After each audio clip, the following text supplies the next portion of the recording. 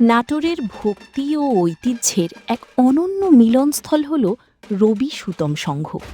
প্রতি বছর এই সংঘের আয়োজনে ভগবান গণেশজির যে আরাধনা হয় তা কেবল একটি পূজা নয়, বরং ভক্তদের মিলন মেলায় পরিণত হয়।